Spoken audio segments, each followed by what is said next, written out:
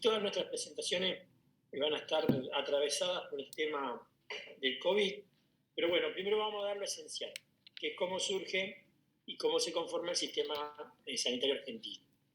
Vamos a empezar con la primera, Flavio. Ahí, ¿te parece la primera? Sí. Bueno, cuando nos preguntamos qué es un sistema de salud, nos tenemos que contestar que es la suma de todas las organizaciones, instituciones, recursos que tienen como objetivo principal mejorar la salud de los ciudadanos y de los habitantes de una nación. Un sistema de salud necesita de 3 elementos básicos que son el personal, la financiación, los suministros, las comunicaciones y los transportes. Y también la obligación de este sistema proporcionar tratamientos y servicios que respondan a las necesidades de la población. Bueno, las provincias en los sistemas de salud, en este caso en la Argentina, tienen una importante función que es la rectoría. Tienen las dos cosas, la rectoría y también las prestaciones. Los municipios y las instituciones sanitarias también son los que tienen las prestaciones. Y el principal responsable de todo este sistema de instituciones es el gobierno de este país. Acá a mí me gusta hacer un stop, una parada, y explicar que el tema de la salud y de las organizaciones, de cómo organizar la salud, es un tema relativamente nuevo para la humanidad, que tiene menos de 200 años. En 1880 se realizó el primer sistema organizado de salud. Hasta 1880, lo máximo que podemos encontrar son funciones mutuales encargadas por los gremios antiguos, donde ante la enfermedad de un obrero, esos gremios aportaban una suma fija de dinero que salía de los aportes de los propios obreros para enfrentar los problemas de salud.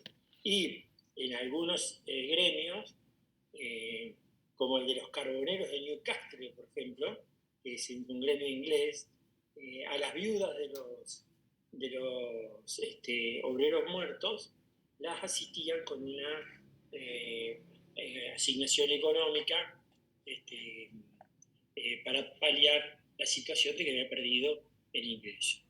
Eso antes de 1880. En 1880 aparece en Alemania un señor que se llama Otto von Bismarck, que estaba parado en un barril de pólvora con la mecha encendida, porque había una revolución socialista armada en Alemania, y él, para enfrentar a esta oposición política tan dura, crea lo que se llama el Estado bismarckiano, donde el Estado bismarckiano se caracteriza por tener un seguro social de salud, por tener ART, o sea, una ley de accidente de trabajo, y una ley de pensiones y jubilaciones para los empleados. Fue el primer país que lo organizó, Alemania, hacia 1880. Nosotros no nos vamos a centrar ni en la ley de accidente de trabajo ni en la de jubilaciones, porque si bien son cercanas, no son objeto de esta clase. Lo que sí nos vamos a centrar mucho es en el tema del sistema de salud. Este sistema de salud... Profe, sí. Hay una compañera en sala de espera. Flavio, tenemos una... Ya está. Bueno, nos vamos a centrar en el tema del seguro de salud, que fue el primer seguro de salud que se inventa en todos los países del mundo, que consistía en que tanto obreros y patrones contribuían a un fondo de dinero que era administrado de manera tripartita entre el Estado, los obreros y los empresarios, y que se dedicaba a asignar una suma de dinero para recomponer la salud de las personas. Ese sistema se llamó el sistema del seguro social, o del Estado bismarckiano, o el sistema bismarckiano. Se puede encontrar con los tres nombres. Después, otro sistema que también surge relativamente nuevo, que es el sistema universalista, o también llamado beberigiano, por su creador, que es el Lord Beveridge. Bueno, terminada la Segunda Guerra Mundial, la situación social en las afueras de Londres y en Inglaterra completa era muy complicada. Attlee, que era el primer ministro, le encarga un estudio a Lord Beveridge, y Beveridge hace todo un estudio social y de enfermedades respecto de en Inglaterra, fundamentalmente en las afueras de Londres. Y encuentra que, bueno, había una importante situación de emergencia sanitaria y que los sistemas antiguos que tenían, que eran de pago, o sea, de pago de prestaciones y ningún reaseguramiento, debían modificarse, y este señor de la nobleza inglesa inventa un sistema en donde todos pagan impuestos para la salud, ya sea en función de su trabajo, ya sea en función de sus ganancias anuales, ya sea en función de su patrimonio. De todos esos impuestos él saca una proporción de dinero para el sistema de salud, y el sistema de salud garantiza una batería de prestaciones que están incorporadas en ese sistema y que permite la atención de la salud, el NHS. Y por último, ese sistema son los sistemas universalistas, que están presentes en los países que voy a pasar a nombrar. Los países que tienen un sistema universalista son, en América Latina es Brasil, en Europa es Italia, España, Inglaterra. Esos serían los más importantes y a los que nos vamos a ir refiriendo. Y el sistema bismarckiano lo tiene Argentina, lo tiene la mayor parte de América Latina. Brasil y Uruguay tienen sistemas únicos. De Uruguay, el último creado, que se creó en el año 2007, y es un ejemplo a mirar porque han resuelto algunas cosas muy interesantes. Entonces, en América Latina, sistemas únicos, Uruguay y Brasil, Inglaterra, Irlanda también, Italia, España, y esos son los sistemas que vamos a mirar universalistas. Los sistemas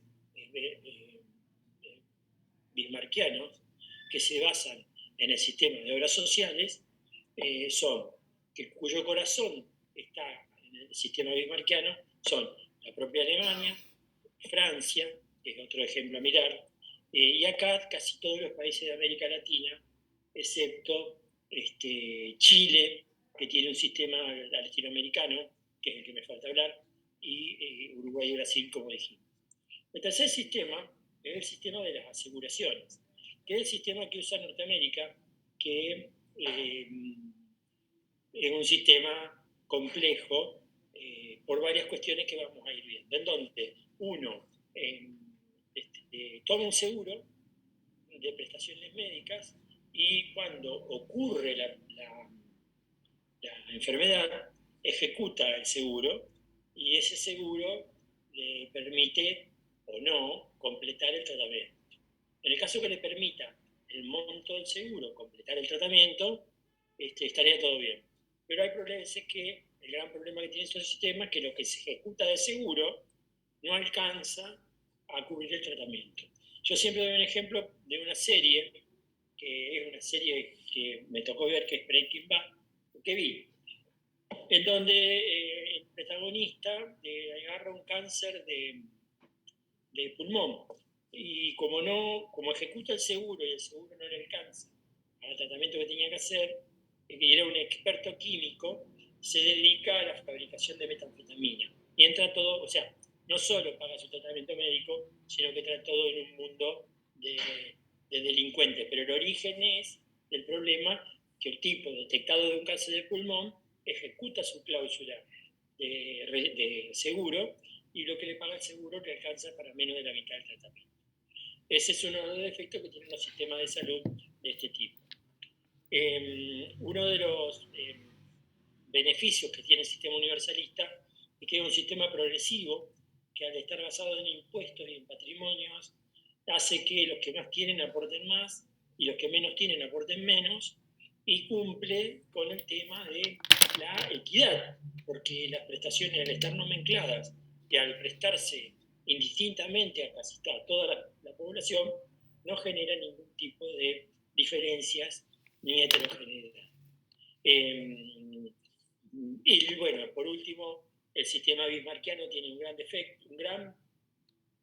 defecto, que es que depende del empleo.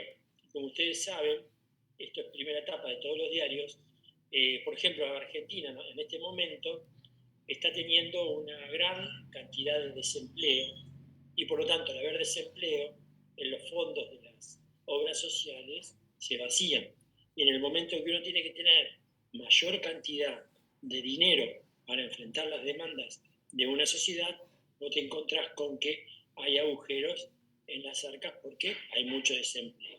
Es, como diríamos, un sistema que va a favor del ciclo. O sea, si el ciclo económico viene con desempleo, viene con muchas pérdidas y viene con una actividad económica que se resiente, el sistema va a hacer lo mismo. Se va a resentir, le va a faltar dinero y se le va a costar hacer frente a las prestaciones. Ese es el efecto que tiene el sistema bismarckiano, para lo cual se deberían de implementar, en nuestro país siempre se implementaron fondos anticíclicos, en el sentido que en el momento en que vienen las bajas de aporte y la actividad económica disminuye, se ejecutan los fondos anticíclicos para que las obras sociales puedan mantener su financiación sin quebrar. Pero bueno, yo que no voy a ponerle carga política ni nada por el estilo, pero quiero que se imaginen cuántos fondos anticíclicos tienen las obras sociales argentinas. Y estaría muy lindo y muy interesante ver. Lo único que se escucha en las obras sociales es pedir ayuda al gobierno del país porque están pasando un momento financiero complicado. Bueno, hasta acá los tres sistemas ideales. ¿Quieren alguna pregunta acá? ¿Algo que no haya quedado claro? Perfecto, continuamos. Argentina, en la génesis de su sistema de salud, tiene experiencias, como quien dice, variadas. Tenemos desde los sindicatos que pagaban asignaciones para que enfrenten. Estoy hablando de 1900, entre 1900 y 1930. Adiante, de 1800 a 1930. Tenía sindicatos que asignaban cuestiones, o sea, montos económicos para atender la salud. Teníamos efectores de salud que se convertían en prestadores, que eran las asociaciones de colectividades. No se olviden que hacia el 1800, hasta el 1900, por ejemplo, el 70% de la población de la Argentina provenía de Europa, de países como Italia, Suiza, España, pero mayoritariamente la inmigración en nuestro país estuvo constituida por una mezcla de españoles e italianos, y por eso hay comunidades muy fuertes de las dos. Y ellos tenían sus hospitales de comunidad, o sea, las propias asociaciones comunitarias españolas. Acá les puedo nombrar en Santa Fe o en Entre Ríos el Centro Libanés, el Sirio Libanés, en Entre Ríos, la Asociación Italiana en Paraná. Acá nosotros tenemos la Unión y Benevolencia, tenemos también, las asociaciones sicilianas, el Centro Gallego. En Santa Fe tenemos montones de organizaciones de comunidad que contribuían un dinero y constituían hospitales de comunidad, ya hacia principios del siglo XX. Por ejemplo, acá en Santa Fe teníamos, y está el edificio todavía, pasa que no se usa para internaciones médicas porque se fundió, que era el hospital italiano, que era un hospital inmenso que estaba detrás del Iturraspe Viejo. Y esos hospitales de comunidades fueron conformando una especie de malla social. Hasta que hacia 1905, 1906 empiezan las primeras asociaciones sindicales, y esas asociaciones sindicales empezaron a organizarse al estilo bismarckiano, en el sentido de que contribuían aportes a un fondo de enfermedad. Ese fondo de enfermedad era administrado por los empleadores y los empleados, y eso constituía el sistema de salud con el que se iban a enfrentar, o con el cual enfrentaban la enfermedad. Y así los distintos sindicatos hasta el año 1946, en donde toma el poder un partido que se llama una alianza entre el Partido Laborista y el Partido Justicialista, ganan en el 46 y terminan de conformar y de diagramar el sistema de obras sociales sindicales. Estas obras sociales sindicales, variando las regulaciones y las conformaciones, porque si bien la conformación de las obras sociales fue tripartita, en el año 1966 tuvimos un dictador que se llamó Juan Carlos Onganía, eliminó la representación empresaria en los fondos eliminó la representación empresaria y la representación estatal en estas obras sociales, y las obras sociales quedaron en manos solo de los sindicatos. Después, en la recuperación democrática del 83, tuvimos una tibia vuelta al viejo estado de bienestar, donde se conformaron los directorios, donde volvieron las representaciones empresariales, sindicales y gubernamentales en directorios que llevaban el norte de la salud, hasta que en 1990 vino un gobierno que era el gobierno del doctor Menem, que volvió para atrás toda esa mecánica y terminó dando las obras sociales de vuelta a los sindicatos, situación que nos trae hasta estos tiempos, donde los fondos de enfermedad están administrados por los sindicatos. Argentina, en realidad, también pasaron otras cosas, aparte de este tema de las obras sociales. También en los años 70, en el gobierno de Lanuse, fundamentalmente en las clases más altas y pudientes de Argentina, desembarcó el sistema americano. El sistema americano es un sistema de aseguraciones, como ya les conté, y el 2% de la población en los años 70 tenía un sistema al estilo americano, donde vos le pagabas la cuota, pagabas el monto de la aseguración, y en el caso de enfermedad ejecutabas ese monto. Allí se produce la fundación de 2 o 3 empresas que persisten hasta hoy, que son Doctos, que es Galeno y que es Orde, ¿no? Y después siguieron en la historia fundándose las prepagas. Bueno, hasta ahí, ¿qué me está faltando? Y conjunto a eso, se conforma un tercer subsistema en Argentina, que es el sistema del Estado, que se basa en el cobro de impuestos que no son progresivos, sino que son impuestos, no se olviden que el principal impuesto que tiene Argentina es un impuesto al consumo, donde igualamos todas las clases sociales. O sea, cuando vamos a comprar un litro de leche, pagamos un 21% de IVA, seas marginal o sea oligarca. Y ese 21% de IVA tributa una buena parte hacia el sistema de salud. Cuando pagamos ganancias, bueno, ese es un impuesto un poquito más progresivo. Los que más pagan también contribuyen, y los que menos pagan contribuyen a el sistema estatal. Y con todo el impuesto al combustible, también cuando le llevamos la motito de nafta o llenamos el auto de nafta, pagamos un impuesto a la nafta que parte va a contribuir al sistema estatal. Y el sistema estatal hizo un sistema de hospitales públicos donde la atención, tenemos la mala concepción de que decimos que la atención pública es gratuita, y no es gratuita. Lo que no hace la atención de salud pública es cobrarle a los enfermos, pero esa atención médica que se le brinda a una persona que entra a un hospital está solventada por esta cantidad de impuestos que pagamos los argentinos. De esa manera, Argentina conforma un sistema de salud que podemos decir que está atravesado por 3 subsistemas a la vez, que son el sistema de obras sociales, que es el más importante prestador de salud de la Argentina, con casi el 56 al 58% de las prestaciones. Vamos a ver ahora, después del COVID, cómo queda.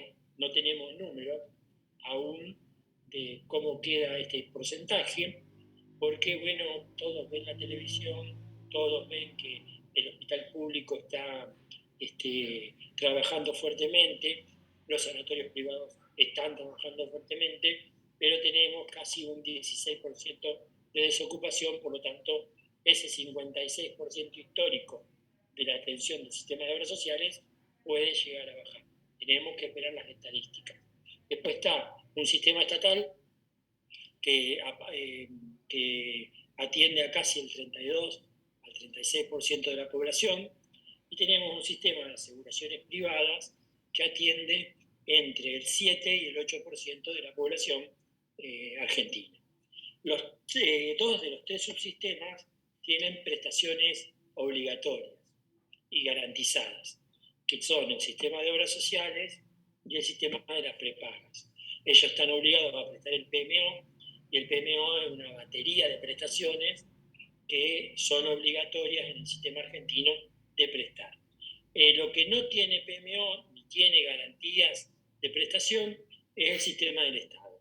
El sistema del Estado, según donde vos entres, vas a tener una distinta suerte. Si entras en uno de los grandes centros urbanos, como por ejemplo algunos de los hospitales de la capital, vas a tener mucha suerte porque van a responder de una manera importante, porque tienen muy buenos presupuestos. Si entras en el Cuyen de acá o en el Iturraspe, también vas a tener mucha suerte, porque son instituciones que tienen mucho presupuesto. Si entras en el San Martín de Paraná, te va a pasar lo mismo. Si entras en el Masbernat de Concordia, te va a pasar lo mismo, porque son los lugares que están mejor financiados, porque son hospitales de tercer nivel.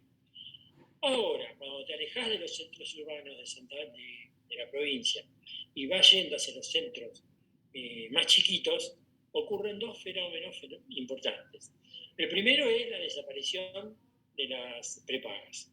O sea, el sistema de prepagas no tiene convenios ni desarrollo en lugares semi-urbanos o semi-rurales, ¿no es cierto? Y el sistema de obras sociales, si bien en algunas ciudades de entre 15 y 50.000 habitantes puede tener alguna especie de desarrollo, el que toma una gran importancia en esas ciudades periféricas y chicas son los prestadores públicos. Entonces, esta complejidad que tiene el sistema es difícil de encarar a la hora de tratar de resolver el problema de la salud de nuestro país.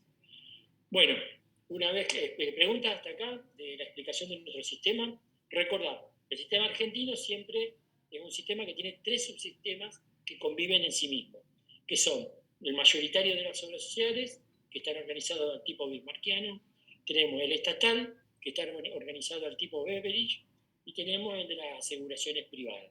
O sea que de los 3 sistemas ideales están representados los 3 en Argentina en distintos sectores sociales y con distintas regulaciones, lo que hace que sea un sistema bastante, la palabra no es injusto, pero no equitativo, podríamos decir. No es un sistema equitativo, porque las prestaciones son distintas según entres en cada subsistema y según dónde vives. ¿Preguntas hasta acá? Bien, continuamos, Flavio. Los 3. Un sistema de salud tiene que responder estas preguntas que nos estamos haciendo aquí. ¿Qué se atiende? ¿Quién lo atiende? ¿Cómo lo atendemos? ¿En qué lugares atendemos? ¿Y cómo se financia? Cada uno de los sistemas de salud, en este caso los 3 subsectores que tenemos lo tienen, deben tener un modelo de atención, un modelo de gestión y un modelo de financiamiento. Cuando hablamos de, bueno, ahora vamos a desarrollar estas 3 cosas. Continuamos, Flavio. Gracias.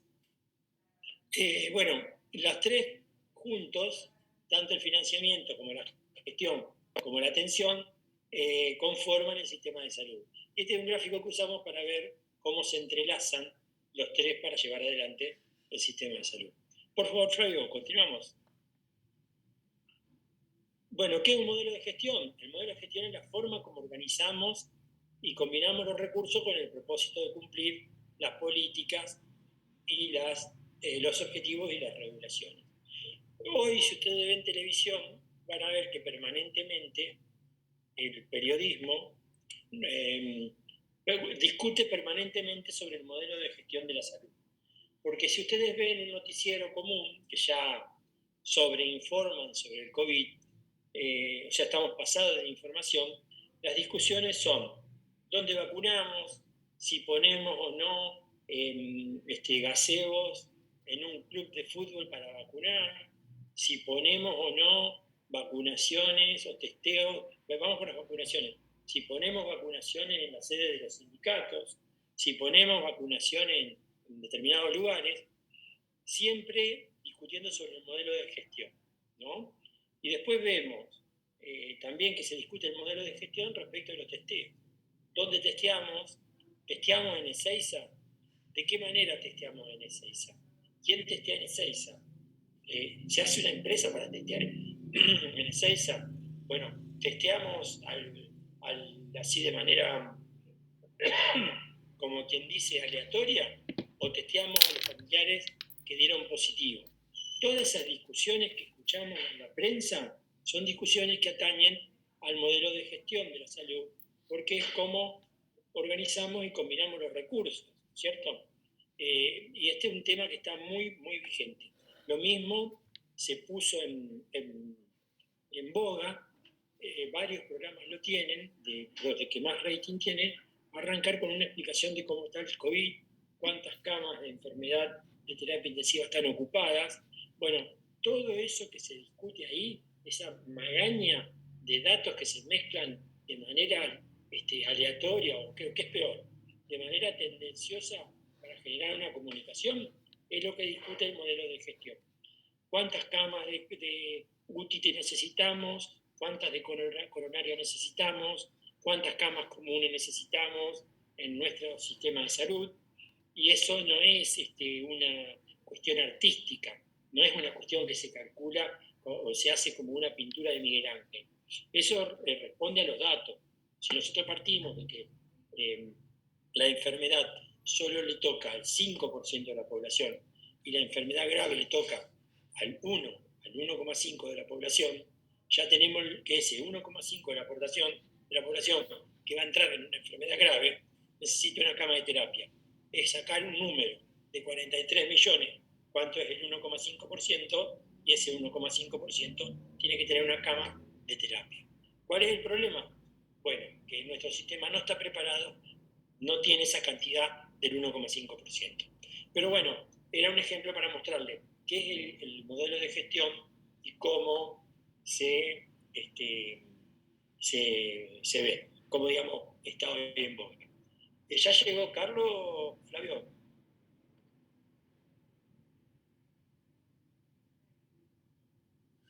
Bueno, continuamos, Flavio, la próxima. Todavía no llegó, todavía no llegó. Listo, continúo yo, no hay problema. Bueno, esta es una pantalla que pusimos para explicar hacia dónde van los modelos de gestión. Y los modelos de gestión van hacia la organización de las gestiones de los procesos, por procesos. O sea, hoy nosotros, cuando entramos a las instituciones públicas, lo que vemos son especialidades médicas. No se los tengo que contar, cuando ustedes entran a un hospital, ven traumatología, o ven clínica médica, o ven ginecología, o ven maternidad, ¿no es cierto? Y la verdad que hace mucho tiempo se dejó de organizar, eso es una organización un poco tayloriana o taylorista de principios de siglo, donde se dejó de ver la organización de los prestadores, se dejó de ver por las especialidades médicas, sino que se fue hacia el modelo de la gestión por procesos. ¿Y qué es un proceso? Bueno, un proceso es una acción repetitiva que hace una institución. Por ejemplo, ¿qué acciones repetitivas podemos encontrar en los hospitales? Uno, por ejemplo, la admisión. Eso es repetitivo. Todo tipo que entra al hospital tiene que hacer una admisión.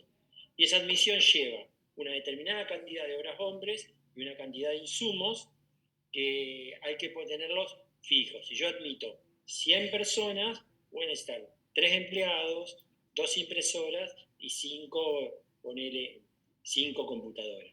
De esa manera, al tener yo los recursos que asigno de manera clara, porque ya tengo estandarizada la admisión, puedo costear esa admisión y puedo sacar un costo de cuánto me sale admitir administrativamente una persona en un sistema de salud. Después, otro proceso, por ejemplo, el parto. Los partos son fijos generalmente, son procesos que tienen la asistencia de un médico, de un obstetra y un pediatra. Ya tenemos los médicos que participan, a veces una enfermera, y tiene una determinada cantidad de insumos y utilización de la sala de partos.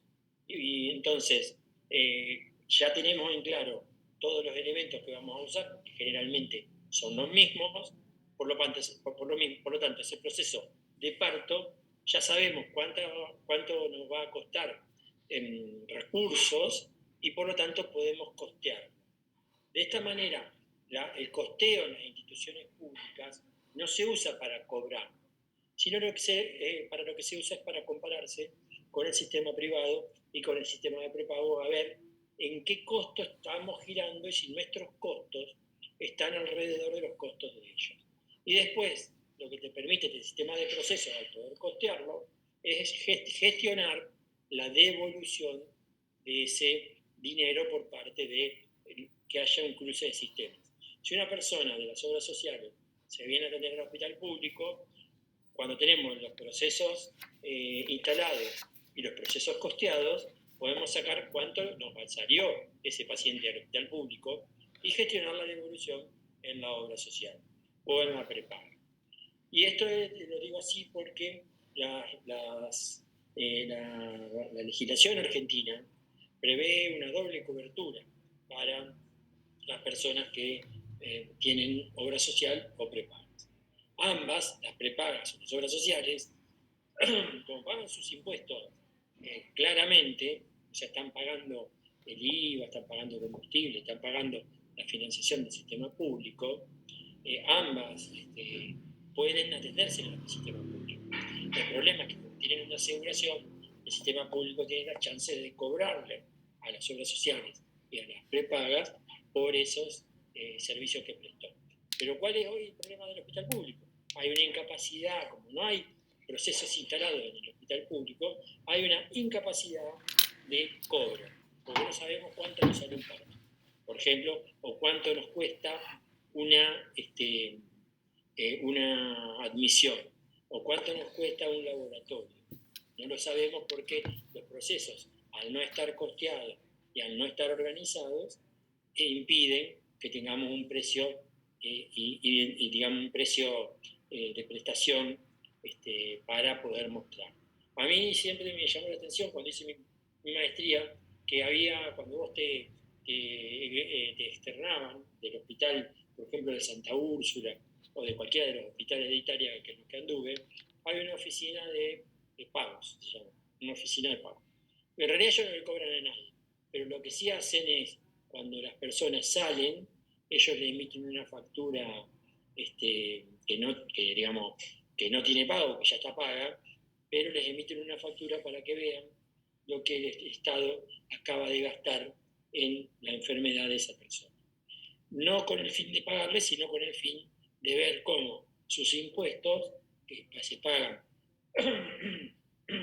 puntualmente, llegan a efectivizarse en un monto fijo, un monto de cómo fue su atención médica.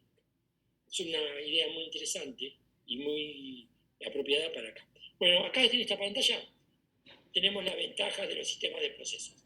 Yo la voy a pasar porque la explicación que di creo que fue completa y después pido que la lean. Seguimos, Flavio. Bueno, el modelo de atención, a diferencia del modelo de gestión, es la dimensión médica, técnica, donde los médicos, la parte médica, planifica qué es lo que se puede prestar, ¿no? Y la respuesta que responde es qué prestaciones dar y cómo y dónde prestar. Ambas preguntas ya tienen respuesta, tanto en el sistema de obras sociales como en el sistema de prepagos. Lo que tenemos que dar es el PMO. Y si no podemos tener el PMO en la institución que estamos trabajando, debemos derivar a otras instituciones que trabajen en red con nosotros para que el PMO se complete de manera equitativa o completa para poder dar. Otra cuestión es, ¿se entiende eso que estoy comentando? Y cómo y dónde prestar también es una pregunta que se hace en este momento y que tiene como respuesta ver en qué tipo de instituciones se puede prestar. En especial, Argentina tiene una historia muy interesante con las prestaciones porque tenemos prestadores de todo tipo, en el sentido de que tenemos que se prestan en hospitales de comunidad, que se prestan en hospitales públicos, que se prestan en clínicas privadas, en sanatorios y en muchísimos otros lugares donde hay prestaciones de salud, que se realizan, independientemente de qué tipo jurídico tiene la empresa en lo que le hacemos. Perdón por los movimientos, pero bueno, estamos en el medio de mi casa. Flavio, continuamos, por favor. Flavio, ¿me escuchan? Te escucho. Carlos ya está, ¿eh? Bueno, pasame un poquito que termino con el modelo de financiamiento y lo dejo a Carlos. Pasame la pantalla, la 8, por favor. A ver, Flavio. Ahí está. El modelo de financiamiento de los servicios de salud se basa en 3 preguntas. ¿Cómo realizo la recaudación del dinero? ¿Cómo se mancomunan los fondos? ¿Y cómo se pagan los servicios que se prestan? Otra más, Flavio, por favor. Bueno, la recaudación de los fondos tiene 4 vías principales, que es, algunas ya nos referimos. Ahora lo que vamos a hacer es juntarlas a todas. A través de impuestos, ya lo comentamos largamente, a través de la cotización a los seguros de salud, que esos son los aportes que hacen empresarios y empleados a las obras sociales. El usuario paga en efectivo y sin reembolso. Ese es el caso más injusto del gasto, porque es gasto de bolsillo. El gasto de bolsillo implica pagar y no tener ningún tipo de reembolso, por lo tanto, el usuario o paga o no tiene salud. Eso es un gasto muy, muy injusto de todos los gastos que se hacen en la salud. Y por último, el financiamiento de donantes, en donde hay gente que dona. Esto principalmente se ve en los hospitales de comunidad, como por ejemplo el CUYE tiene una comisión de damas que suele hacer jornadas de recaudación para el hospital, que suele tener características simbólicas porque no recaudan demasiado dinero. Flavio, te voy a pedir la 10 y la 12. Esa, ¿cómo se pagan los servicios? Bueno, tenemos, la 10 primero. Esa. ¿Cómo se pagan los servicios? Bueno, hay 4 modelos. El primer modelo de pago de servicios médicos, o sea, cuando hablamos de pago hablamos lo que le pagan a los médicos o lo que se paga en contraprestación por el servicio de salud.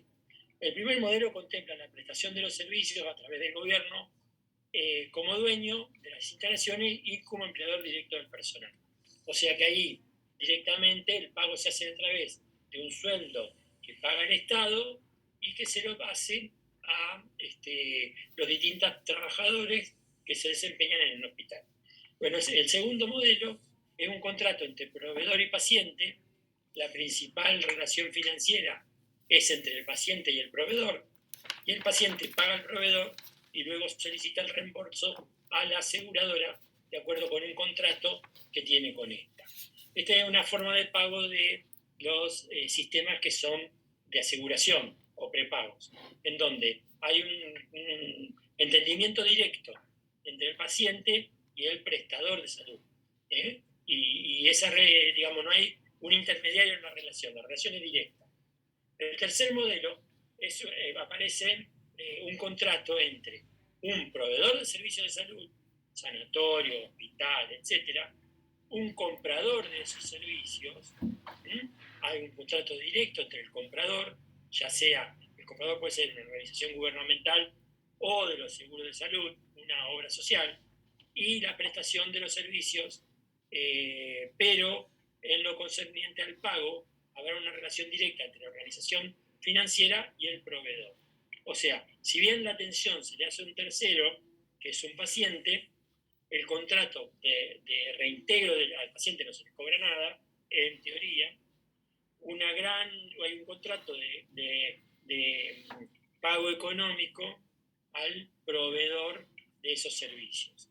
Eso fue mutando, muchas veces se pagó al proveedor por prestaciones hechas, pagando por las prestaciones, y luego mutó a sistemas mixtos, donde se paga por prestación, pero también algunas zonas se capitan, en el sentido de que se da una suma económica por cada paciente para que la administración del proveedor se organice y brinde los servicios a través de esta compensación económica fija por cada uno de los pacientes que atiende. O sea, las modalidades de pago en este tercer modelo fueron variando con la historia y con el tiempo. Por último, está el cuarto modelo, donde el paciente le paga al proveedor de su bolsillo y el costo no está cubierto por ningún contrato entre paciente y aseguradora y no es reembolsado. Es evidente que muchos acuerdos de financiamiento de salud ofrecen una combinación de estos distintos modelos. Vamos a ir a la 10, Flavio. Una más. Ahí. Acá tenemos un resumen de los subsistemas y tenemos un resumen de las coberturas y tenemos un resumen del financiamiento que venimos hablando hasta acá. Seguimos. Vamos a tratar de darnos el último tema a Carlos y otra más. No, bueno, ahí. Esta es la forma en que se gasta el presupuesto público y decirles a ustedes que el sistema de salud argentino tiene ciertos defectos, como son la inequidad, que eso ya lo vinimos hablando respecto de las prestaciones. Tenemos un sistema heterogéneo en el sentido de que las entidades que prestan salud son de todas las características jurídicas que ustedes se piensen, desde sociedades anónimas, desde cooperativas, desde hospitales de comunidad, desde empresas especiales que prestan salud. O sea, hay una multiplicidad de actores jurídicos o de empresas que brindan salud, lo cual es un problema más para poder coordinar todo eso. Esto termina redundando en un sistema poco equitativo porque según las prestaciones, según de a dónde pertenezco, son las prestaciones que nos van a dar. Bueno, yo llego hasta acá y continúa el profesor Basallo. Después creo que al final entro explicando el tema FODA. Se me hizo muy largo. Sí. No, si querés avanzar con el tema FODA y yo después engancho para el final, así que agregá el tema FODA que vos lo tenés en la presentación. Lo tengo en la presentación, sí, ahora. Fíjate que se me abrió la ventana. Son las delicias de estar en casa. Flavio, ¿podemos ir a la última parte de la presentación?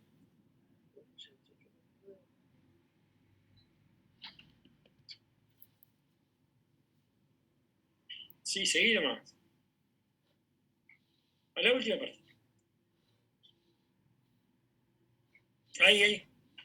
Lo que vamos a hacer nosotros hoy como evaluación de esta unidad que vamos a dar de salud pública consiste en sentarnos, o sea, ya vamos a salir de esa lógica de la situación problema, de ponernos en el efector, o ponernos en un segundo nivel de atención, o ponernos en un tercer nivel de atención. Lo que vamos a hacer ahora, vamos por todo, y fundamentalmente lo vamos a centrar en el COVID. Vamos a hacer una matriz FODA, como si estuviésemos en el sillón de la ministra de Salud de la Nación, Carla Bisotti. Y vamos a evaluar las distintas, de las distintas políticas que se han instrumentado en Argentina para tratar de paliar el COVID. Vemos que cuando hablamos de COVID hablamos de sistemas complejos, cuando hablamos de provisión de kits, compra de vacunas, hablamos de provisión de respiradores, provisión de barbijos, atención médica, relación de camas entre médicas y de terapia intensiva. Hablamos de patologías que no se han o que se han relegado en función de enfrentar el COVID, y lo que queremos nosotros es que ustedes se sienten en ese sillón, elijan una de todas esas posibilidades que hay y nos hagan un análisis FODA de esa actividad. Por ejemplo, si elegimos la vacunación, vamos a aplicar una matriz FODA. ¿Han dicho alguna vez una matriz FODA? Pregunta. No, profe. No la hicieron nunca. Bueno, ¿la escucharon al menos mencionar? No. No. Bien, perfecto. No. Bueno, ¿qué es una matriz FODA? La matriz FODA consiste en realizar una evaluación de los factores fuertes, débiles, que diagnostican la situación de una organización, así como permiten una evaluación externa.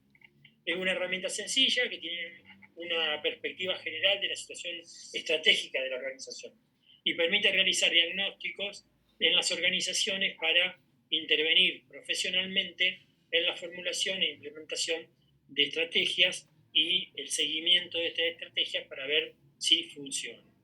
Vamos a la próxima, Flavio. Por favor, ahí está. Las fortalezas y las debilidades. ¿Cómo identificamos las fortalezas y las debilidades? Bueno, una fortaleza es... las fortalezas suelen estar al interno de nuestra organización, ¿no es cierto? Y una fortaleza de la organización es alguna función que ésta realiza de manera correcta. Otro aspecto identificativo como una fortaleza son los recursos considerados valiosos o una situación favorable en el medio social. Y las debilidades son como factores que hacen vulnerable a la organización o simplemente actividades que se han realizado de manera deficiente. El que elija el tema vacunaciones va a encontrar una playa de cosas que se han hecho de manera deficiente, ¿no? Entonces, nos centramos, tanto en las fortalezas como en las debilidades son intrínsecas a la organización que estamos viendo, en este caso el Ministerio de Salud, ¿no es cierto? Y acá tenemos en esta presentación qué es una fortaleza y qué es una debilidad, para que ustedes puedan evaluarlas. Por favor, Flavio, a la continuación.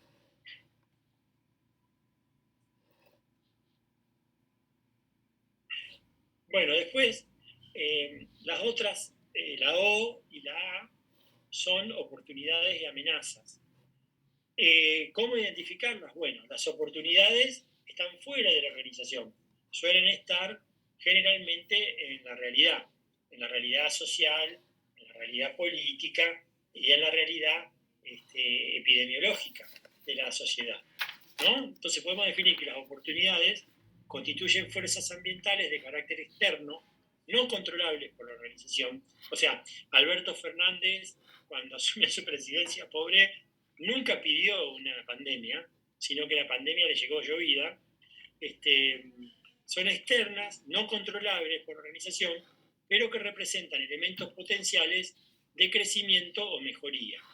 La oportunidad en el medio es un factor de gran importancia que permite de alguna manera modelar estrategias de la propia organización, ¿no? Cómo adaptarnos a esas oportunidades que suelen ser favorables a nuestra organización.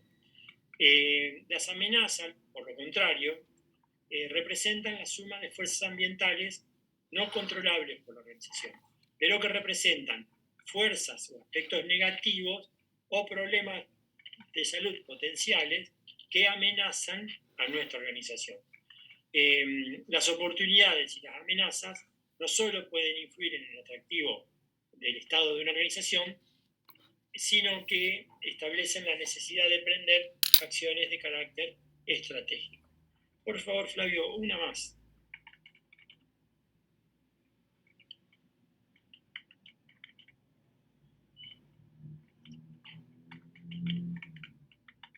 Este es un ejemplo de matriz FODA. Por un lado anotamos las fortalezas, por el otro lado anotamos las debilidades, y estas son las preguntas que tenemos que hacernos para las fortalezas, para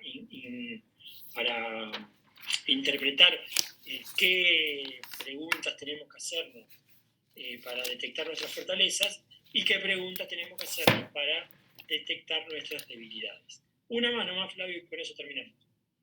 Y es lo mismo con las oportunidades y las amenazas. Estas preguntas son, ¿cómo decirles?, modélicas, son modelos. Puede haber más preguntas que obviamente les pueden surgir a ustedes. Y yo sugiero que el tratamiento de esto sea a través de lo que se conoce como una brainstorm, se dice en inglés, que en castellano se traduce como una tormenta de ideas. Que hagan una tormenta de ideas con las preguntas y las respuestas de cuáles son las fortalezas, cuáles son las oportunidades, cuáles son las amenazas y cuáles son las debilidades, y en función de eso lo desarrollen. Fundamentalmente desarrollarlo no con... obviamente yo esto lo obvié con las otras comisiones, pero a ustedes se lo voy a aclarar, creo que está de por sí, digamos, supuesto que cada pregunta de estas que vamos a contestar tenga un correlato en alguna bibliografía o en alguna publicación o en alguna investigación sólida a través de algunos de los buscadores científicos de lo que vamos a contestar a esa pregunta. Porque si no, esto se transforma en dejamos de estar en quinto año de la Universidad de Medicina para volver a un lugar que ya lo dejamos atrás y que nos olvidamos. Estamos hablando, los profesores están hablando con alumnos de quinto año, que saben que estas preguntas se deben responder con bibliografía y con alguna otra cita de algún libro o con algún trabajo. Para esto es muy importante utilizar las páginas que están en la propia presentación, que después veanla, que son el Cochrane Project, que es una página canadiense, de Lancet, que es una página inglesa, y bueno, y muchas páginas más que hay. Por ejemplo, la Sociedad de Pediatría Española tiene una página de divulgación científica muy, muy buena, Sociedad de Nefrología Argentina. Algunas de las páginas de infectología estarían muy bien. Buscar en páginas y fundar las respuestas de las oportunidades, las amenazas, debilidades y fortalezas a través de eso. ¿Preguntas hasta acá?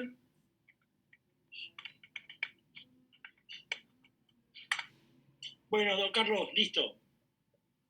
¿Te parece? Perfecto. ¿Necesitas algo más? No, está todo bien. Si Flavio puede darle, entonces, bajar la presentación, así yo me quedo con la cosa para el final, Carlos. Continuamos con la clase. Qué ruido. Me quedo hasta el final, Carlos, así que tranquilo, que se pregunta al final. Bueno. Un abrazo. Perfecto, chao. Hasta luego. Flavio, ¿podés sacar la presentación así? Sí, Carlos, estoy intentando, ¿sí? Estoy intentando sacar la presentación. Ahí está. Bien. Bueno, en cualquier momento esto ya va a salir coordinadamente y ya la pueden ver.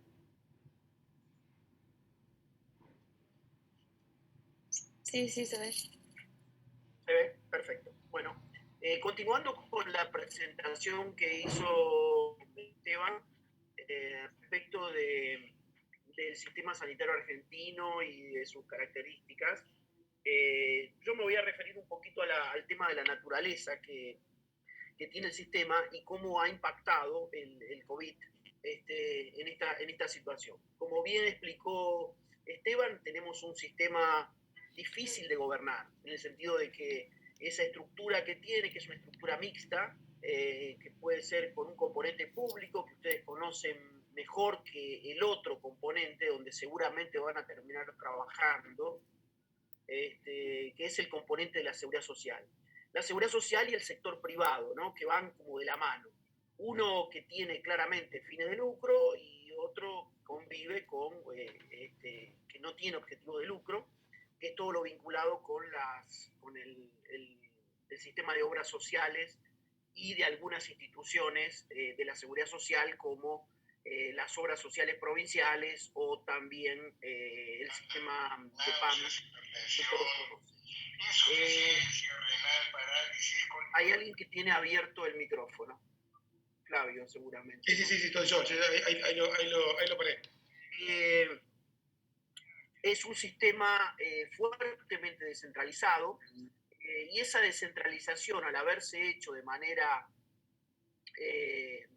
digamos, inconsulta y no planificada, generó con el tiempo un proceso de escaso poder para la dirección del sistema, ¿no? Entonces ustedes pueden ver un sistema en donde cada uno hace lo que le parece más conveniente para ellos y no hay un pensamiento común, digamos. Es muy difícil hablar de un sistema nacional de salud, un sistema que por lo menos tenga un nivel de coordinación y de motivación suficiente como para poder, digamos, dar buenos resultados.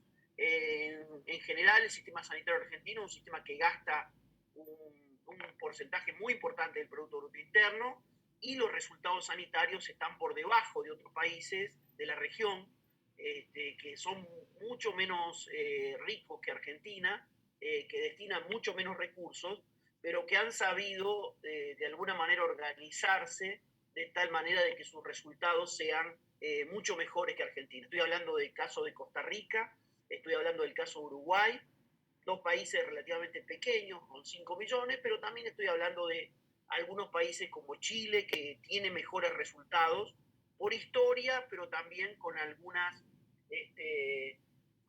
respuestas desde el punto de vista gubernamental, que mejoran, digamos, mucho esa situación. Nosotros tenemos un sistema muy amplio, pero al mismo tiempo profundamente inequitativo en cuanto a las prestaciones, al acceso y al nivel de calidad y de los resultados que recibe cada uno de los habitantes de este país. Es muy difícil encontrar una familia que tenga la misma cobertura de salud en cuanto a calidad y acceso que otra familia, ¿no? Cada uno tiene una estrategia como para defenderse de un sistema que es difícil de muchas veces de comprender. Piensen ustedes que si no lo comprenden los mismos operadores sanitarios, mucho menos lo puede llegar a comprender la gente en general. Y la verdad que también tenemos una gran debilidad desde el punto de vista político, en el sentido de que nuestros políticos no suelen entender cabalmente el sistema sanitario y cuando muchas veces tienen que legislar, terminan legislando, ahondando los problemas antes que produciendo soluciones que puedan resolver esta segmentación y esta fragmentación tan fuerte que tenemos, ¿no? El sistema está apoyado en un mecanismo de protección financiera, en un mecanismo de financiamiento, como explicó Esteban, que se fundamenta fundamentalmente en el mundo del trabajo, es decir, el aporte más importante de casi los 9.4% del PBI que Argentina tiene, 4 puntos provienen de aportes y contribuciones, provienen de la seguridad social, ¿no? Entonces, fíjense la importancia que esto tiene para el sistema, y a esos 4 puntos uno debería sumarle 2.8 que son el gasto privado. Entonces, ahí ustedes tienen una dimensión, cuando hablamos muchas veces de la salud, que cuando hablamos de la salud pública, y nos estamos refiriendo al financiamiento vía impuestos, vía el tesoro, de solamente un 2,6% del total de recursos que se destinan a la actividad sanitaria. En el mundo de la prestación, así como el mundo del seguro está fragmentado en muchas aseguradoras, empezando por 280, casi 300 obras sociales nacionales, 24 obras sociales provinciales, uno que es uno solo muy grande, que es el PAMI, que es el instituto, que tiene alguna referencia, después en algún momento de las futuras unidades, vamos a ver si conversamos un minuto sobre el tema del PAMI, porque tiene una relevancia importante y porque nos conecta con otra institución en Estados Unidos, que es Medicare, que tiene una función parecida, pero que Estados Unidos la utiliza de una manera mucho más inteligente de lo que nosotros hacemos con el funcionamiento del PAMI. A veces pareciera como que el PAMI no forma parte del sistema sanitario, sino que forma parte de un complejo, un fondo que se maneja por otras vías y por otros objetivos mucho más políticos y mucho menos sanitarios. El tema de la prestación de servicios también es una, como bien indicó Esteban, ofrece una cantidad y una diversidad de prestadores, tanto públicos como privados. Privados, cuando hablamos de privados, hablamos con y sin fines de lucro, que no es lo mismo. Es decir, una cosa es cuando un privado tiene fines de lucro, por lo tanto, tiene una necesidad de tener un nivel de rentabilidad. En algún caso, cuando no es el caso de Argentina, pero en otros países en donde el privado es fuerte, donde cotiza en bolsa, en donde tiene responsabilidades ante los accionistas. Una es una cosa que es un privado con fines de lucro, otro es un privado sin fines de lucro, lo cual significa que no hay una distribución de la rentabilidad y muchas de las inversiones que allí se realizan tienen que ver con la capacidad y el posicionamiento que tienen estas entidades sin fines de lucro. Sucede aquí en la Argentina lo mismo que sucede con Estados Unidos. En Estados Unidos las instituciones que más invierten dentro del sistema son aquellas que son las que no tienen fines de lucro, son los hospitales San Patrick, San Lucas y todos los santos que puedan llegar a imaginarse, que son entidades que, vuelvo a repetir, no tienen fines de lucro. Eso no quiere decir que paguen mal, al contrario, pagan muy bien al management y pagan muy bien la gestión de los profesionales que allí están. El tema es que no distribuyen rentabilidad y en consecuencia muchas inversiones se hacen en ese ámbito. En Argentina, el hospital italiano, el británico, el alemán, el austral mismo también, que no tiene una fin de lucro, significan organizaciones en donde las mayores inversiones se producen ahí. Permite, digamos, tener inversiones porque esas inversiones no están atadas, repito, a una determinada rentabilidad o a cumplir con determinado objetivo de rentabilidad. Tampoco es que tengan que dar pérdidas, por supuesto que tienen resultados positivos, pero tienen mayor margen de maniobra. Yo claramente me inclino a pensar que en nuestro esquema deberíamos ver cómo generamos algunos incentivos para que nuestras entidades, las entidades que participan del sector salud, tengan un componente más importante de privados sin fines de lucro. También es cierto que estas poblaciones están segmentadas en materia de población, ¿no? Cuando uno hace una encuesta a la salida de un prestador público, de un prestador privado y un prestador de la seguridad social, ahí se encuentra asombrado la diferencia que hay entre la percepción de una persona que sale del hospital público si uno le pregunta cómo le ha ido con la prestación, qué está sucediendo, o le pregunta a alguien que ha salido de un prestador privado, bueno, ahí se va a encontrar con unas diferencias notables, que verdaderamente, ¿ustedes qué piensan respecto de eso? Es decir, ¿cómo es la demanda de un paciente que se atiende en el hospital público respecto de uno que se atiende en el privado? ¿Cuál es la percepción que ellos tienen respecto del servicio y qué es lo que puede llegar a incidir en el tema de la atención en uno y otro lugar? Los escucho a ustedes.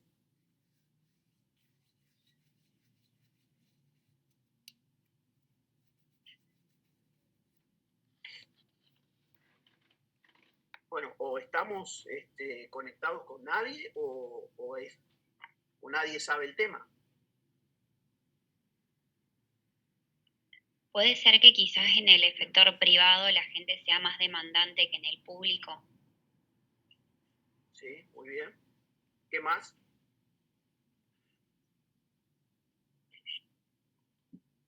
¿Quién lo dijo eso? ¿Agustina? No, Xiomara, creo.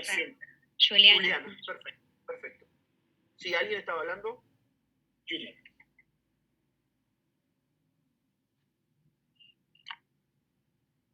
¿Es todo lo que tienen para decir? Estuvo muy bien, Juliana, el comentario. Es así, en esa línea. Hay una mayor exigencia sobre el privado que sobre el público. ¿Y eso qué incidencia podría llegar a tener?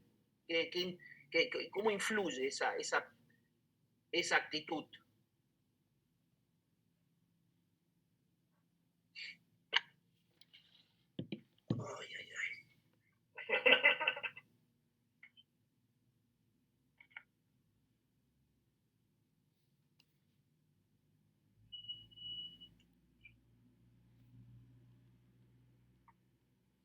¿Estamos con 30 personas?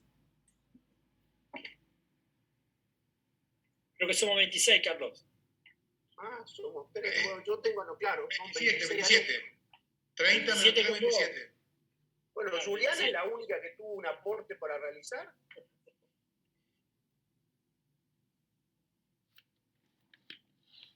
Esto no es así, ¿no? Yo les quiero aclarar que esto no es una cuestión en donde nosotros venimos, hablamos y permanentemente recitamos. No sabemos a qué están haciendo ustedes y en consecuencia a nosotros nos interesa escucharlos y ver cuál es la percepción que tienen ustedes. Esto no es una cosa, esto es de ida y vuelta. Así que yo, hasta que alguien no haga algún otro comentario y no podamos seguir con la charla, no vamos a continuar.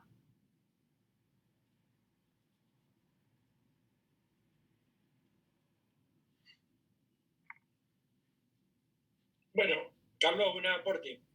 Que todos los alumnos que tenemos ya han pasado al menos 1 o 2 veces por prestadores públicos, por lo general centros de salud y hospitales de segundo nivel. Así que algún comentario, algo han visto o han escuchado. Profe, puede ser que los que van al hospital público buscan un servicio como más estético o que tengan por ahí algo como más estético, cosa que en el público pues no le dan importancia. Sí. Como servicio de habitaciones privadas o que en el pasillo haya, no sé, un dispenser con agua. En el mercado se llama amenities. Son amenities que en realidad no agregan mucho valor al valor clínico, digamos, de la respuesta sanitaria, ¿no? Pero sí es un elemento, sin duda, el que va al privado va a buscar cierta comodidad, como vos bien decís. El tema es cómo es, yo lo que quiero plantearles es que cuando uno se encuentra con un público, en este caso es la persona que se atiende en el hospital público, que no es un demandante, que es simplemente una persona pasiva que va a ver qué le dan, eso no genera una motivación y una responsabilidad de parte de la gente que está dentro del ámbito del público, porque se encuentra con alguien al cual cualquier cosa que le dé, las encuestas muestran que cuando una persona sale al hospital público habla maravillas, aunque haya tenido que ir a las 4 de la mañana. ¿Ustedes se dan cuenta de lo que eso significa? Es decir, es una persona que está entregada, está tomada. No hay ninguna posibilidad de que yo pueda llegar a transformar la realidad si yo tengo un actor, en este caso, una persona que se atiende en el público, que todo lo que recibe le parece perfecto, no está nada mal. Porque como no paga, o cree él que no paga, porque en realidad los impuestos los tiene que pagar de alguna manera, entonces siente que esto es algo que recibe naturalmente, y bueno, eso nos lleva mucho a cuestionarnos acerca de la naturaleza de nuestro servicio público de salud. Bueno, la otra cuestión es el tema de la inequidad. Algo Esteban mencionó respecto del tema. Es quizás el aspecto más relevante que tiene nuestro sistema. En cuanto a que el acceso al sistema está muy segmentado y está muy condicionado por el nivel de la capacidad de pago y por el lugar en donde las personas viven, ¿no? Entonces ahí tenemos una cuestión muy vinculada al hecho de que nosotros tenemos una cobertura que alcanza a todos. Ahora, esa cobertura no es igual para todos. No tenemos todavía una cobertura universal y dependemos mucho del gasto directo de bolsillo. Yo les mencioné que sobre 9.4, 2.8% del producto es gasto privado, es gasto voluntario. No les quiero escuchar decir respecto de que nuestro sistema tiene, es decir, ya lo mencionó Esteban, es un sistema profundamente inequitativo porque la persona, ese 2.8 significa que la persona que no tiene recursos en el bolsillo no puede acceder, porque no tiene el dinero para comprarse o porque, bueno, como ustedes saben, tenemos graves deficiencias en el tema del acceso a medicamentos. Ya mencioné algo sobre el tema del sistema. Es muy difícil decir que esto es un sistema porque no está organizado como tal y no hay interdependencia y no hay interactuación entre los distintos componentes. Por lo tanto, no se puede llamar a la suma de los resultados de cada una de las partes individuales como el resultado sistémico. Es decir, un sistema requiere un esquema de vinculación y de trabajo interdependiente, una conducta y una expresión que cuando uno la desarrolla influye sobre los demás, y lo más importante es que el todo constituye más que la simple suma de las partes, cosa que muchas veces perdemos de vista. Nosotros tenemos un profundo divorcio entre el sector público y la seguridad social, entre el sector público y el privado, y un poco más esa relación se ha afinado entre la seguridad social y el privado, fundamentalmente porque el privado ha encontrado en la seguridad social un componente de ingreso muy importante. Es decir, se ha cabalgado sobre las ineficiencias de la seguridad social y ha ocupado un espacio porque si no la seguridad social se hubiese terminado disolviendo. Ustedes tienen que saber que 4 millones de las personas que se atienden en la seguridad social, que son un total de 18 millones, un total de 4 millones se atienden en el privado porque derivan aportes. Lo cual dice que en el sector privado, propiamente dicho, el sector de prepaga, tiene 6 millones de beneficiarios, 18 millones se atienden en el sector, digamos, 18 sería menos 4, 14 millones se atienden en la seguridad social y el resto se atiende en el sector público de la Argentina. El primer punto que menciono como incidencia es, hace muchos años ya que vivimos una crisis y una recesión importante, y esto termina golpeando fuertemente el financiamiento de la seguridad social. Aquí hay un tema vinculado al empleo, como nuestro financiamiento está atado al empleo, en consecuencia esto termina repercutiendo fuertemente sobre los ingresos de las obras sociales, sobre todo cuando después tienen que hacerse cargo de algunos grupos, de algunos colectivos, como amas de casa o como monotributistas, que no hacen aportes para poder llegar a la situación básica de cobertura del programa médico obligatorio. Muchas veces nos quejamos de la ineficiencia y de los problemas de las obras sociales. Muchas veces también tenemos que decir que el Estado se lava las manos y utiliza, digamos, la seguridad social como un efecto como para poderse sacar de encima algunos colectivos que pagan impuestos y que hacen aportes muy importantes dentro del sector, ¿no?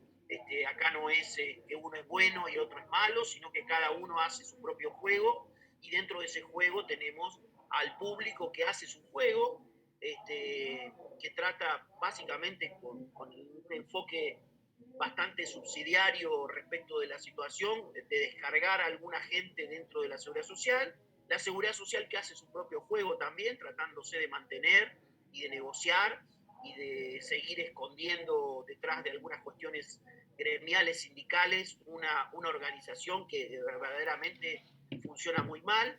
Ustedes piensen que una obra social que tiene 15.000, 20.000, 30.000 personas, viene una gripe fuerte, viene una enfermedad que afecta a un grupo y colapsa, porque los ingresos no se pueden sostener en función del consumo que tiene. Eso necesita, hace mucho tiempo que Argentina necesitaría eliminar una cantidad de obras sociales, fusionándolas, y tener obras sociales más grandes que permitan justamente el manejo del riesgo adecuado.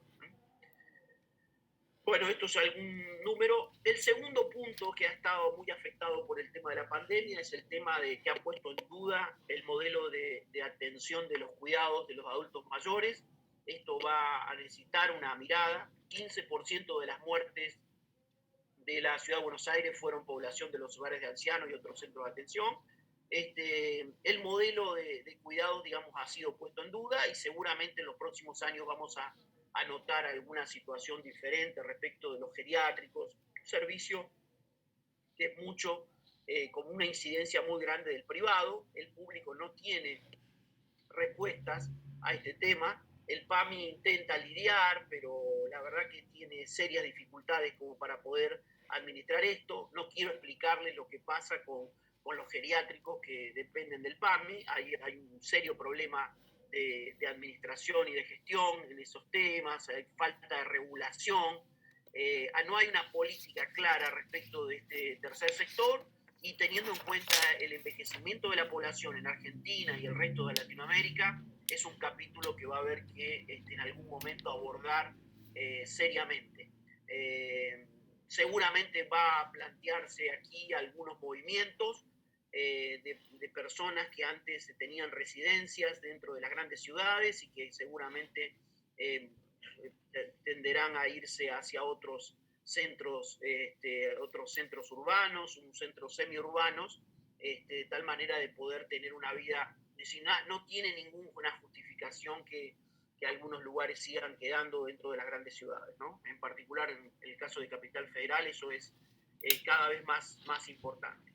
El tema del modelo de atención también me quiero referir brevemente, pero yo creo que ha desnudado las peores debilidades que hemos tenido en materia de atención primaria, y es un capítulo que seguramente también tendrá que hacer rever a las provincias fundamentalmente, ¿no? No quiero sacarle la responsabilidad a la nación, pero acá hay una responsabilidad en el público que es fundamentalmente de las provincias. Los gobernadores no suelen ver el sistema sanitario como una responsabilidad propia, sino que tienden a ver el sistema como algo que tienen que hacer, y en realidad se lleva una parte del presupuesto y deberían tener una mayor, y ellos son los que tienen la responsabilidad directa. Ustedes saben que los ministros de salud suelen ser fusibles, que saltan a la primera de cambio, y donde las provincias, me tengo que remontar a la historia para encontrar algún gobernador que le haya dado importancia a la salud y que haya mostrado.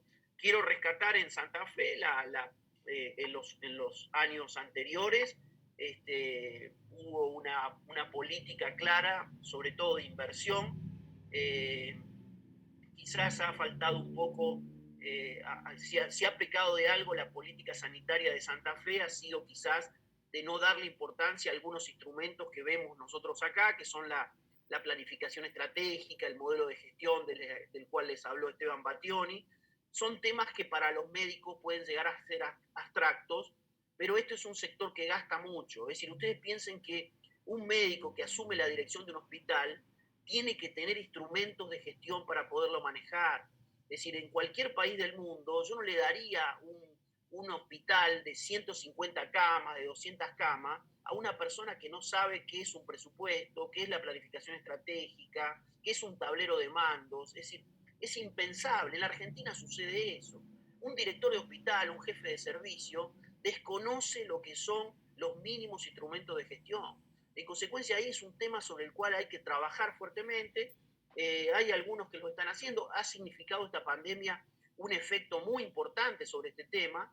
En la capital federal, algunos hospitales importantes como el Fernández o como el Santoyani han tenido que de alguna manera hacer una vuelta de tuerca, y los directores de hospitales dejaron de ser administradores para pasar a ser gestores, que es lo que tienen que ser responsables del modelo de gestión del hospital. Eso significa que a veces uno se enloquece con la tecnología médica, pero en realidad antes que la tecnología médica yo necesito tener un sistema de información adecuado, porque si no, no sé lo que pasa dentro del hospital. No sé qué está sucediendo dentro del servicio, cuál es la infección, el nivel de infección intrahospitalaria que tengo. No desconozco también cómo trabajan el personal dentro del sector. En consecuencia, tengo que formarme en el tema de la gestión sanitaria. Entonces, es decir, el modelo de atención y el modelo de gestión se ha visto seriamente afectado, y bueno, va a ser objeto seguramente en el futuro de algunas adecuaciones de aquellos que hagan una lectura. Esperemos que esto no pase como el momento en el cual la salud estuvo en la agenda, y que cuando pase un día la pandemia dejemos de lado esta oportunidad que se tuvo. En segundo lugar, y referido a este tema, a esta debilidad importante del sistema argentino, es si esto ha significado un punto de inflexión o significará un punto de inflexión en las disparidades en el acceso, los resultados y la calidad de los servicios de salud. Argentina sigue teniendo un 35% de personas que no tienen cobertura formal, con graves problemas, no solo de acceso, sino también de resultados. Es decir, una cosa es decir, bueno, todo el mundo que tiene un hospital para ir. Sí, el problema es que a mí no me interesa que tenga el hospital para ir a atenderse un cáncer cuando el cáncer está avanzado. El tema es tener un sistema que le permita hacer prevención de ese cáncer y que la persona no llegue con el cáncer arriba, que lo está comiendo al hospital, que en ese caso lo va a atender o le va a dar alguna atención paliativa al final de su vida. El tema es un sistema, ¿qué hace? Un sistema hace promoción, prevención, y fundamentalmente tiene un primer nivel que contiene, que filtra, que clasifica, de tal manera que al hospital lleguen las personas que tienen que llegar, no que vaya todo el mundo. No se puede gobernar una institución como un hospital donde una persona se cruza por el camino y va al hospital, aunque tenga un resfriado. Es decir, eso es una ineficiencia, eso conspira con el buen trabajo dentro del hospital. A mí no me sirve tener médicos que van de un lado para otro, corriendo, como diciendo, mirá cómo trabaja esta gente. A mí no me sirve eso. Me sirve que el centro de salud sea el lugar verdaderamente donde se filtra a la población y donde se logra de alguna manera clasificar a aquellos que necesitan una intervención más importante, a aquellos que necesitan una atención más importante, que puedan ser derivados. El resto, la mayoría de los casos, pueden ser resueltos dentro de los centros de salud. Los seres humanos básicamente somos personas sanas, entonces hay que tratar de cuidar y mejorar la salud de esa población. Es decir, el porcentaje de personas que mueren, el porcentaje de personas que se enferman, el porcentaje de personas que tienen una enfermedad grave son ínfimos en relación con lo otro. Y los hospitales están para eso, ya no están más para atender a esos pacientes agudos para los cuales en su momento fueron creados.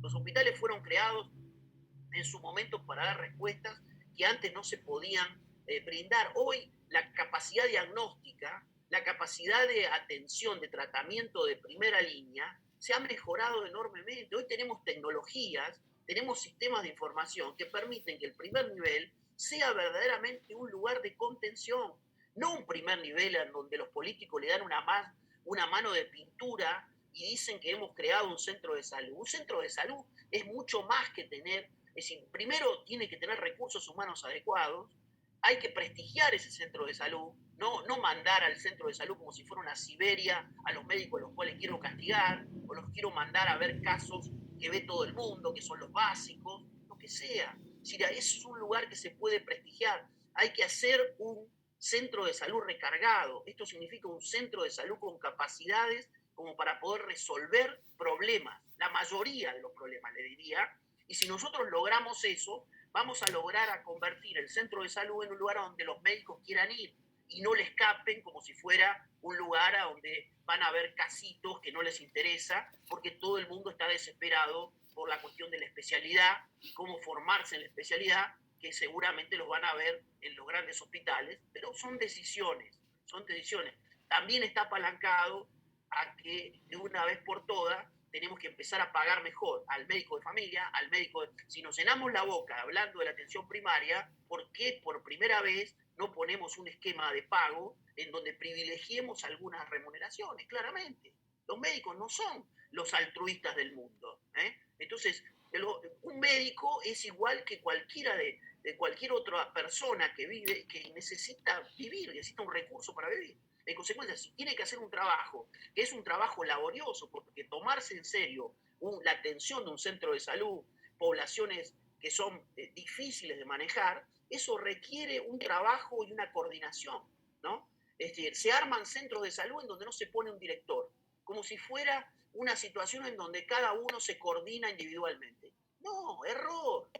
En cualquier lugar uno cuando tiene una organización compleja necesita una dirección, necesita a alguien que establezca los objetivos, las metas, que ordene el trabajo.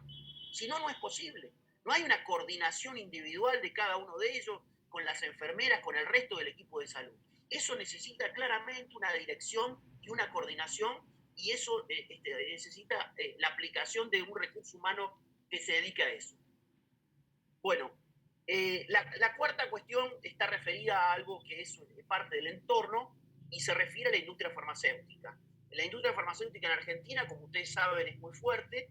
Es una industria farmacéutica básicamente de copia, con buena calidad. No se puede decir que la industria farmacéutica argentina no tiene muy buena calidad, pero también es cierto que la industria farmacéutica argentina se ha cebado con venderle medicamentos al mercado interno y no exportar, y en consecuencia muchas veces se encuentra uno con una cantidad, por ejemplo, los excesos en la entrega de muestras gratis que hay, es decir, en ningún país del mundo se da la entrega que hacen los laboratorios argentinos de las muestras gratis. Yo he conocido casos en donde el jefe, el visitador médico del laboratorio más importante que atiende en el hospital, que da respuesta o que lleva medicamentos a los hospitales, se convierte en una especie de vocero para todo el grupo, para evitar de que molesten a los médicos cuando están atendiendo. Es decir, eso necesita una regulación, necesita una moderación. Estamos un bombardeo muy importante sobre el mercado interno y sobre el sistema sanitario respecto de la cuestión de los medicamentos, ¿no? Vuelvo a repetir, yo no soy una persona por mi misma formación que esté en contra, al contrario, creo que la industria farmacéutica argentina es una industria que puede ser un sector que puede exportar medicamentos al resto del mundo. No digo a los países desarrollados, pero a los países de América Latina. Hay una muy buena calidad, laboratorios como Roemer, como Bagó, como ELEA, sin duda tienen un nivel de calidad que pueden exportar. El tema es que no vendan adentro, no vendan y no intenten difundir, vender medicamentos cuando en realidad mucha población no lo necesita. El caso del PAMI es bastante paradigmático. Después en algún momento también, cuando hablemos del PAMI, me parece que vamos a conversar un minuto sobre eso. Respecto de lo que pasa con la industria farmacéutica mundial y latinoamericana, aquí tenemos una movida muy importante a nivel internacional, que es que en el mundo los medicamentos básicos habían estado siendo dejados de lado en la producción y estaban concentrados en países como India, como China. Imaginarán ustedes que esto va a traer un replanteamiento y va a haber seguramente producción local, no solo de países latinoamericanos, sino también del mismo Estados Unidos, que el 80%, fíjense ustedes, de alguna de los medicamentos básicos se producía en países como China y India, y ahora con los problemas que tiene India también, fíjense cómo esto va a afectar el tema de la producción de vacunas. Y bueno, en realidad India es conocida como la farmacia del mundo, con una cantidad de productos genéricos muy importantes, y bueno, esto va seguramente a traer un replanteamiento, ya lo está haciendo, El sexto elemento, que tiene también una incidencia sobre el modelo de atención, es la telemedicina o la telesalud. Los proveedores han tratado de hacer disponible el acceso a la telesalud durante años, no era fácil, la gente quería el contacto personal. La cuarentena y la pandemia han traído un poco un avance sobre este tema y hay un impulso que algunos expertos calculan en aproximadamente 10 años. Se ha adelantado una década en el tema del uso de este mecanismo cada vez más pertinente, sobre todo en la atención primaria, pero también, y no es descartable, en la atención de los especialistas. Piensen ustedes un país como Argentina, en donde hay lugares del país que no tienen ninguna presencia de especialistas y que esto podría estar cubriendo. Yo creo que este es un área sobre la cual va a haber que trabajar y mirar atentamente los futuros desarrollos y los futuros modelos de atención de la salud en el momento en el cual tengamos que organizar un servicio. El séptimo tiene que ver con la necesidad de invertir en formación, de tener un plan de capacitación y formación, no solamente por lo que tuvimos como ahora, que estamos de alguna manera también viviendo ahora fuertemente, el tema de las terapias intensivas. Ahí ya teníamos un problema serio con la neonatología, con la terapia intensiva, y esto ha puesto de manifiesto que no se puede organizar y formar a un recurso humano para trabajar en terapia intensiva de la noche a la mañana. Necesita un programa de planificación, necesita un programa que nos permita avanzar en el tema. Y eso por un lado, en todo lo que tiene que ver con el modelo prestador. Pero también esto nos lleva a empezar a trabajar mucho más con un modelo preventivo. Esto nos va a llevar a trabajar fundamentalmente sobre el tema del cuidado de la salud, y ahí sí que yo no necesito que el cuidado de la salud esté a cargo necesariamente de un médico. Yo puedo ampliar ahí el espectro de personas que pueden ayudar a la población a cuidarse y a mejorar su salud personal, su salud individual, ¿no? Estamos ante un bien que es el bien salud, que no depende exclusivamente de lo que pueda dar el médico o el resto del equipo sanitario, sino que también depende de lo que haga la persona. En consecuencia, nosotros ahí hay un camino por recorrer, tenemos un planteo muy biológico respecto de la solución del problema de la enfermedad, y ahí tenemos que pasar a tener un enfoque mucho más de salud colectiva, un enfoque mucho más desmitificador de lo que es el accionar del resto del equipo de salud. Y esto está encadenado con este punto, que es empezar a abrir el camino a los no médicos, a las enfermeras practicantes y a los asistentes médicos para que jueguen un papel cada vez más importante en la atención de la salud. No tiene sentido esta cuestión de que el corporativismo, que muchas veces se encarna en algunos colegios médicos, algunos consejos profesionales, en donde impiden que el acceso. Yo creo que trabajar sobre la salud hay un grupo muy amplio de gente que puede trabajar sobre la salud, que es la gente que trabaja dentro del sector sanitario, y yo voy a necesitar fundamentalmente a los profesionales para trabajar en aquellas cosas en donde el médico y su conocimiento, yo no puedo reemplazar a un cirujano, no puedo reemplazar a un especialista, no puedo reemplazar a un médico de familia que dé las grandes orientaciones, pero sí puedo tener un equipo que complemente a ese médico de familia dentro del centro de salud, y que ese centro de salud tenga una atención suficiente durante un tiempo, ¿no? Piensen ustedes la desilusión y cómo lograr sostener un primer nivel cuando una persona va 1 o 2 veces, no encuentra a los profesionales, no están los sistemas. En el primer momento en el cual necesita un análisis clínico lo pide, y en ese momento el médico se lo saca de encima porque lo deriva al hospital, en vez de tener un laboratorio asociado que le permita darle él mismo los resultados y él mismo hacer la lectura. Se entiende que no se puede de esa manera, con un sistema tan fragmentado, tan desintegrado, poder avanzar sobre el tema. Y el punto 9, algo mencionó Esteban, nosotros convivimos con una cantidad de modalidades de pago importantes. El pago por servicio fue durante mucho tiempo uno de las modalidades de pago. Después, en algún momento, se empezó a tomar con un mayor grado de responsabilidad del pago capitado y otras modalidades de pago atadas, digamos, a los resultados. Creo que en esto vamos hacia un modelo en donde empezamos a descentralizar la responsabilidad. Ya la auditoría no tiene que estar solamente en manos del que contrata, sino que tiene que estar en manos de los dos, digamos. Los dos, tanto el prestador como el asegurador, el financiador, son responsables de que se cumpla con los objetivos que se han planteado dentro de ese esquema de contratación.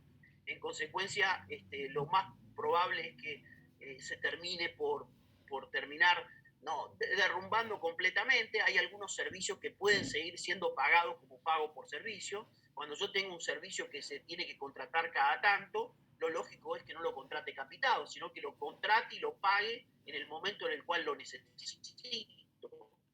Pero claro, es un servicio muy puntual que yo voy a requerir en determinado momento, lo puedo controlar, lo puedo monitorear. Otra cosa es la atención de la salud de esa población. Por lo tanto, ahí en materia de cobertura de salud, probablemente lo que vamos a asistir es a algún esquema de cápitas integrales, alguna suma global que pueda recibir un grupo, que tiene que ser un grupo que hoy ya no estamos hablando de hospitales, estamos hablando de redes de atención en donde convive ese primer nivel con el segundo nivel. Si el segundo nivel no comprende que tiene que ayudar a construir un primer nivel de atención, va a terminar colapsado. De hecho, fíjense ustedes, un hospital como el Garrahan, pionero y un referente en materia de atención primaria, termina promoviendo y organizando, en primer lugar, algunas teleconferencias y alguna educación a distancia y atención a distancia.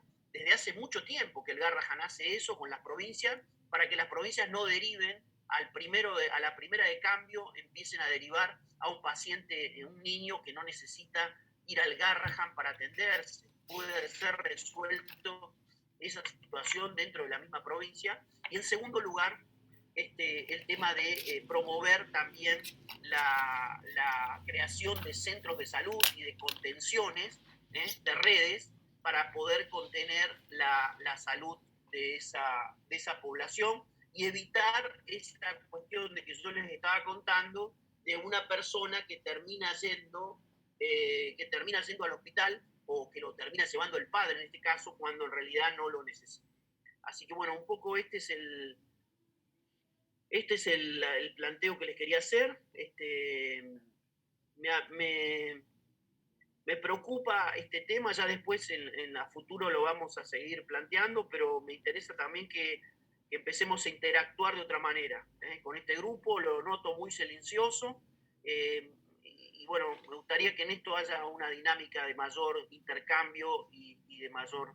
Sé que no tenemos mucho tiempo en estas clases, pero sí me parece que para todos nos serviría generar una cierta dinámica de intercambio. Así que bueno, vamos a ver Profe, yo tengo una pregunta de la cuestión del financiamiento. Sí. Porque bueno, hubo un caso muy reciente de una nena que tenía una enfermedad rara, que creo que era atrofia espinal medular o algo similar el nombre, que la cuestión era de un medicamento que era muy caro, que hablaban de que normatizar el uso de ese medicamento en Argentina iba como a obligar a las obras sociales a la cobertura. Esas cuestiones calculo que no están dentro de lo que es el PMO, pero la cuestión es de dónde salen esos fondos, porque son medicamentos carísimos. ¿Hay una intercomunicación entre lo que es el Estado y las obras sociales o salen de ese fondo que se deja de los porcentajes que no se usan, de ese 5%, digamos, que se destina de los sueldos a la obra social, o cómo es? Mira, el tema de los medicamentos de alto costo y baja incidencia, nosotros vamos a ver un capítulo, una unidad donde vamos a tratar el tema de la evaluación de tecnología y vamos a ver un poco, porque lo que se viene es, verdaderamente, en materia de innovación, es increíble. Es decir, enfermedades que antes no se curaban, ahora se curan, tienen resolución, son también muy caros. Entonces hay que tener un sistema de evaluación en primer lugar que nosotros no contamos. Un mecanismo que nos permita de alguna manera saber qué es lo que agrega valor y qué es lo que no agrega valor, porque si no corremos el riesgo de que nos puedan vender cualquier cosa y estaríamos destinando recursos para algo que va a dar un resultado relativo. Entonces, pues claramente estamos necesitando una agencia de evaluación de tecnología en esta materia, pero te cuento un poco cómo se hace en el mundo para resolver el tema de los gastos de alto costo. Normalmente cuando uno tiene un sistema público, tiene un sistema en donde se cubre a todo el mundo. Entonces se hace un fondo, digamos, los riesgos malos son cubiertos por la cantidad de riesgos buenos que tenemos. Como tenemos menos gente que necesita esos medicamentos, como todos pagan sus impuestos, yo utilizo esos recursos sin problema. Es decir, en países con sistema público como Inglaterra, como España, como Italia, el problema de los altos costos, sí, por supuesto, están controlados a través de... Pero no hay nadie que tenga que apelar a una rifa, a una... Ustedes habrán visto en los encuentros de Tinelli, estos programas de televisión en donde se organiza para darle atención de la salud a unos chicos. Es decir, eso no existe en un país en donde están organizados de otra manera, están organizados como sistema. Ahí vamos al punto. ¿Cómo se podría resolver en el caso argentino? Se podría resolver fundamentalmente armando un fondo nacional para esa cobertura. Actualmente, y en base a lo que vos mencionaste, el único fondo de catastrófica que tenemos, el único fondo para medicamentos de alto costo y baja incidencia, es el que se llama el Fondo Social del FCR, el Fondo Solidario de Redistribución. Ese Fondo Solidario de Redistribución está integrado por las 280 obras sociales, que aportan el 5% de los ingresos y que conforman ese fondo. Ese fondo no tiene solamente por objetivo este tipo de cobertura, sino que tiene la cobertura de discapacidad, tiene a su cargo la cobertura de otros costos, otros gastos vinculados al sistema, y ha perdido el tema de los fondos de alto costo, ha perdido mucha incidencia. Dentro de ese fondo hay un capítulo que se llama Sistema Único de Reembolso, SUR. Ese SUR es el que financia. Bueno, eso ha perdido prevalencia y ha perdido importancia. En el caso de la atrofia muscular, que vos hacías referencia, y se hizo una negociación por este medicamento que se hizo en el ámbito del Ministerio de Salud, porque si no, el medicamento lo tenía que comprar de manera directa el Ministerio de Salud y eso significaba un desembolso muy alto de recursos. Eso se solucionó de esa manera haciendo una negociación vis a vis entre el Ministerio con el laboratorio. Bien, antes el laboratorio lo que hizo fue aprovecharse de que el país no tenía aprobado este medicamento, entonces incluso no estaba el laboratorio dentro del país, y entonces lo empezó a vender a precios astronómicos. En el momento en el cual el medicamento se aprueba y empieza a ser negociado, el precio baja notablemente. Por eso es muy importante en este tipo de coberturas, que son de muy alto costo, pero son muy poquitas, tener una capacidad fuerte de negociación. Porque si nosotros dejamos que cada uno individualmente vaya a comprarlo, cada obra social, bueno, hay un colapso. De hecho, fíjate que yo te dije que de los 45 millones de habitantes, las únicas personas que tienen derecho a este fondo social de redistribución son las 18 millones de personas que están dentro de la seguridad social y que se atienden también un poquito en el sector privado. Son 18 millones de personas. El resto no lo tiene. PAMI, supongamos que PAMI tiene un poco más de espalda porque tiene 5 millones de beneficiarios. Imagínense que PAMI tiene un presupuesto que es el cuarto o quinto del país, después de Córdoba, bueno, por supuesto de Capital Federal, de Córdoba, de Santa Fe. Después viene el presupuesto de PAMI. Entonces, PAMI tiene una espalda si utilizara mejor los recursos como para poder sostener. De hecho, el problema viene con las obras sociales provinciales, que hoy tienen graves inconvenientes porque hay obras sociales como IOMA en la provincia de Buenos Aires que tiene 2 millones de beneficiarios, pero tenemos obras sociales que tienen 200.000 beneficiarios, 100.000 beneficiarios. En consecuencia, ahí hay un problema serio en cuanto al acceso. Santa Fe tiene IAPOS, Santa Fe se ha manejado bastante bien, no tiene una agencia, es decir, ha creado la provincia de Santa Fe una especie de agencia de evaluación de tecnología que la ayuda también a tener algunas indicaciones, y tienen una administración del contrato que de alguna manera modera cierto comportamiento muy agresivo de los laboratorios, porque los laboratorios quieren vender su medicamento. El tema es que uno tiene que estar preparado como para poder saber elegir, seleccionar, priorizar. Pero bueno, eso es un poco lo sucede con el tema. Lo que tenemos pendiente claramente es que vienen muchas innovaciones tecnológicas, sanitarias, y no vienen innovaciones organizativas, no vienen innovaciones desde el punto de vista de cómo financiar estas prestaciones, y es un capítulo pendiente. Sí. Bueno, ya estamos en tiempo, ¿no? Sí, Carlos, yo te sugeriría que para la próxima clase, todos con la cámara prendida, porque tenemos el 90% de los alumnos con la cámara desconectada. ¿Viste? Entonces, mientras están en la clase, que tengan la cámara conectada. Si no quieren participar, bueno, eso es voluntario, pero al menos que los veamos que están. No, esto que mirá, decís, tenemos casi el 90% con fotos y cámaras desconectadas. ¿Por qué ahora no les pedimos de que se conecten? Es lo mismo, para mí la clase que viene tenemos que hacer cámaras conectadas.